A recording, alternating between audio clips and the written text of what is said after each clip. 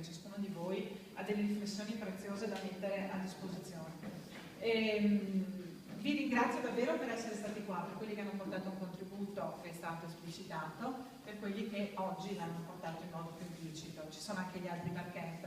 Io vi prego davvero, utilizzate il sito, la mail, per dire vogliamo portare un contributo, perché noi cerchiamo di invitare anche le persone a portarlo, ma chi ha voglia di portarlo, come avete visto nelle locandine, le persone che portano un contributo sono messe in rigoroso ordine alfabetico, non si è qua perché qualcuno è più importante o meno, perché ha qualche ruolo o perché non ce l'ha.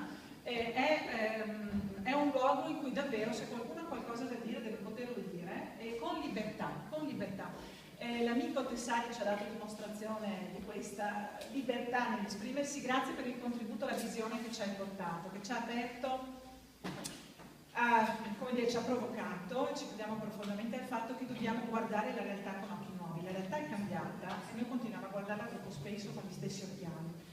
Questa genialità creativa che ci chiedeva stamattina, ci suggeriva Don Giorgio, è questa capacità di provare a cambiare la lente che utilizziamo e che abbiamo utilizzato fino a qua, perché c'è davanti a noi una situazione che è sì difficile, di, anche se volete, degrado, non solo delle città, come c'è stato un po' detto, ma anche culturale, sociale. C'è questa situazione, siamo slabbrati non solo nei cornicioni delle case, ma anche in tutto il resto, in quello che è la nostra società, i nostri valori, le nostre famiglie sono slabbrate. Ecco, c'è questa situazione. E però questo è anche un mondo di straordinaria opportunità. Chi le ha mai avute le opportunità che abbiamo oggi? Le hanno avute forse i nostri nonni quando hanno ricostruito questo paese nel dopoguerra? No. Cioè la possibilità di vivere a lungo, perché i curanti che abbiamo oggi non c'era. Le tecnologie che abbiamo a disposizione, c'è stata un'osservazione stamattina nel gruppo di una persona, faccio l'inciso, interessante. Gli strumenti tecnologici che abbiamo a disposizione e che ci danno dei poteri veramente incredibili, e proviamo a pensare nelle mani dei giovani, o addirittura dei nostri ragazzi e dei bambini, interpellano ancora più di prima il senso etico del nostro agire, perché sono strumenti straordinari ma anche pericolosi. E qui anche la testimonianza di Zopras, no? Quindi il fatto di avere un di più bisogno forse di ragionamenti, di visione, di etica, di bene comune, di indirizzi nell'utilizzo di questi strumenti, che pure sono straordinari, perché permettono, stanno già facendo, stanno cambiando il mondo del basso. Anche questi, tante persone che non partecipano alla vita politica, stanno cambiando il mondo del basso, perché stanno sfornando opportunità per le persone, che sono paradossalmente opportunità che la Carta Costituzionale oggi non riesce a garantire sul piano giuridico e dei diritti. Quindi davvero abbiamo di fronte a noi possibilità straordinarie e pericoli altrettanto eccezionali. Per cui alla fine, tra le tante cose dette oggi, pensando anche a quelle dette alla Monna, l'unica sintesi che mi sento di fare, perché avevo anche appuntato alcune cose, ma insomma, vado veloce per titolo. 1. La formazione delle persone. Il tema della scuola è uscito tantissime volte oggi. Una scuola per i nostri giovani, ma anche una scuola per i cittadini vigili e responsabili. Non c'è una società che rispetta le regole, che sente il valore della legalità come un valore etico, ma anche una convenienza economica, se non c'è una società vigile. Non bastano i politici onesti per rendere una società non corrotta. Serve una società vigile. Serve quello che dicevi tu prima, Alessandro, rispetto all'attraversare la strada con rosso, cioè sapere che c'è intorno una riprovazione sociale, prima ancora che giuridica e penale e giudiziaria.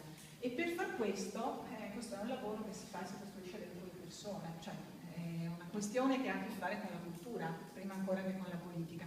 Da questo punto di vista c'è molto da fare.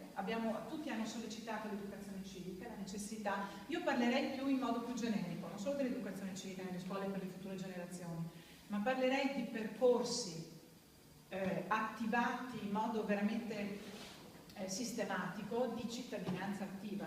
Cioè la regione come i nostri comuni possono attivare percorsi di partecipazione civica strutturati. Faccio un esempio banale per tutti che stamattina con Paolo Vallesi condividevamo, l'abbiamo detto più volte con Silvia, con la sindaca di Roncade Pierana che è qui, che saluto anche i miei colleghi, Alberto Cappelletto di San Biagio, Mirko Feston. La Toscana, non cito la Toscana perché così mi piace la Toscana, insomma, la Toscana ha una legge sul dibattito pubblico. Per fare le infrastrutture e coinvolgere i cittadini nelle scelte che riguardano un territorio, che è già, come dire, consumato e degradato, ci si può dotare di una normativa che prevede dei percorsi di cittadinanza forti, di coinvolgimento delle comunità locali.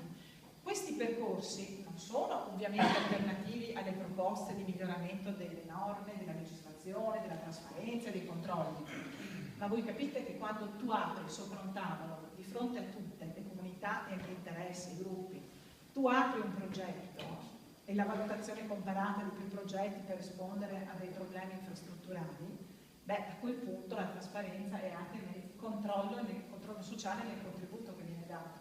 È una cosa che si può fare? Sì, si può fare, si deve fare.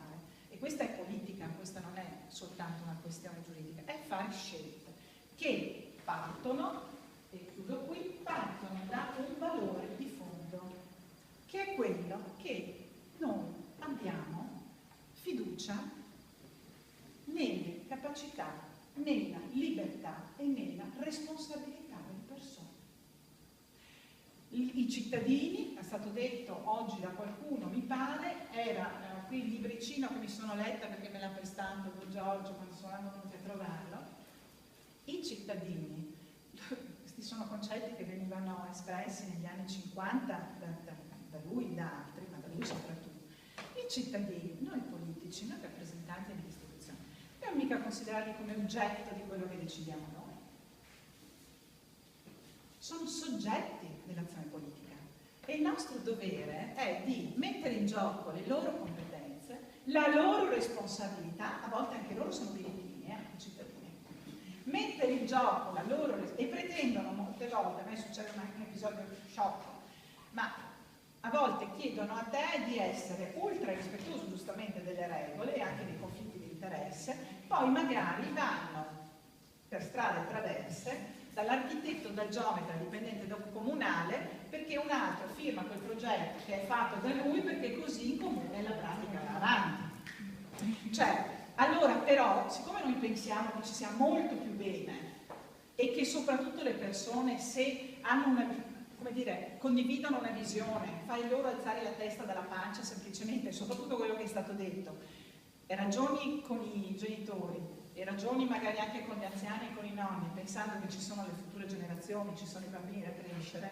beh, allora io credo che magari tiri fuori il meglio delle persone, non c'è solo la pancia a quel punto, c'è il cuore, attraverso il cuore arrivi alla testa e magari riesci ad attivare quelle libertà e quelle responsabilità che oggi senza più spesa pubblica al lavoro, quindi dove il politico un po' più prende i soldi, metterli a debito del futuro e quindi rispondere a tutte le domande, ma deve invece attivare le risorse che ci sono nelle nostre comunità, beh allora comincia a diventare possibile un discorso, però è chiaro che quando tu metti in moto questo percorso, beh non puoi più essere tu il politico che decide in qualche consorteria ristretta che cosa si deve, cosa è bene per gli altri, lo decidiamo insieme. Quindi secondo me la chiave di oggi è questa, provare, tentare, poi il nostro è, come dire, è così un piccolo laboratorio, no? È un seme, è un seme. Silvia oggi voleva consegnare un seme a tutti, ma non ci siamo riusciti a fare questo,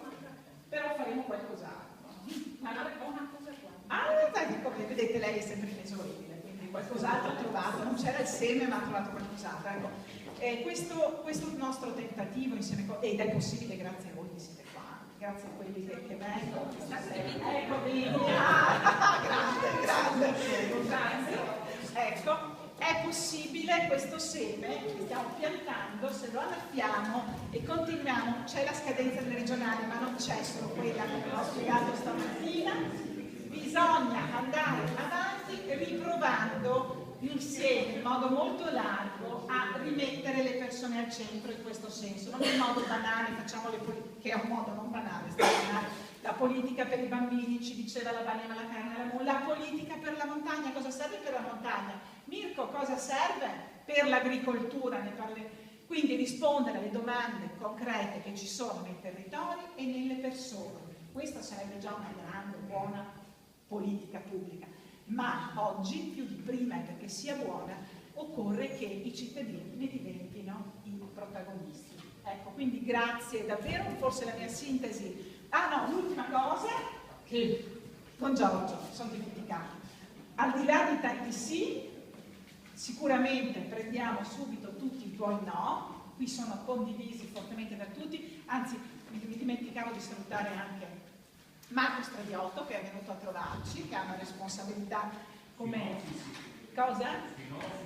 No, adesso, non è rilegato, nei sì mi è arrivato l'input e l'ho messi insieme, non ti preoccupare. E quindi saluto anche Marco Stradiotto e lo ringrazio di essere passato così a vedere la nostra semina, e sono convinta che anche quel lavoro che sta facendo con le SOSE e tutta la questione dei fabbisogni, i costi standard, non è una cosa lontana da questo, perché anche questo dà trasparenza ai costi, i cittadini e gli amministratori possono verificare come vengono spesi i soldi pubblici, quindi ecco, anche questo è un contributo che magari in un prossimo Barcamp potresti portarci, perché va in questa direzione. Però al di là di tanti sì, e io ho citato Marco come sì prima, a dire il vero, volevo dire che servono anche dei forti no, e chiudo quindi richiamando i forti no di Don Giorgio, perché devono entrare, essere scolpiti nel nostro cuore e nelle nostre coscienze.